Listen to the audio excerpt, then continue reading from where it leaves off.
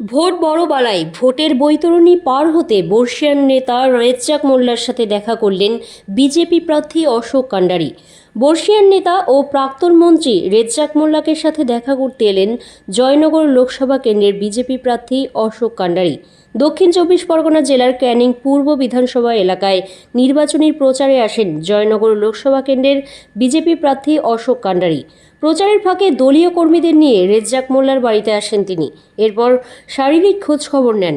এর পাশাপাশি রাজনীতির পরামর্শও নেন। বিজেপি প্রার্থীকে কাছে পেয়ে একাধিক পরামর্শ দেন বর্ষিয়ান নেতা রেজ্জাক মোল্লা। অশোক কান্ডারির কথা, এটা সৌজন্যমূলক সাক্ষাৎ।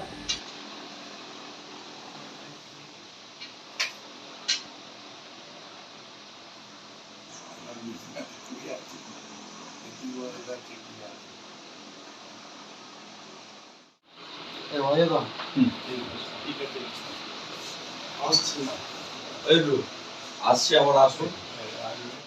নেতা এই যে রেজ্জাক মোল্লা তার সাথে দেখা করলেন, কি পরামর্শ নিলেন বা উনি কি বার্তা দিলেন আপনাকে? এটা সৌজন্য সাক্ষাৎ। বয়স হয়েছে, উনি অসুস্থ, সেই জন্য ওনার সাথে সৌজন্য সাক্ষাৎ করতে এসেছি, দেখা করতে এসেছি। যেহেতু উনি তো রাজনীতিতে অনেক বর্ষিয়ান, মানে ডেফিনেটলি উনি তখন দক্ষিণ চব্বিশ পরগনার এইদিকে যা বলতেন সেটাই চলতো। ওনার এটা সৌজন্য সাক্ষাৎ ছাড়া অন্য কিছুই নয়। ওনার শারীরিক অবস্থার খোঁজ নিতেই এসেছে। বিজেপি প্রার্থী এবং কি জানালেন আপনার কাছে, বা আপনার কাছে কি ভোটের রণকৌশল নিতে পারে? না, ওসব নিয়ে কথা হয়নি।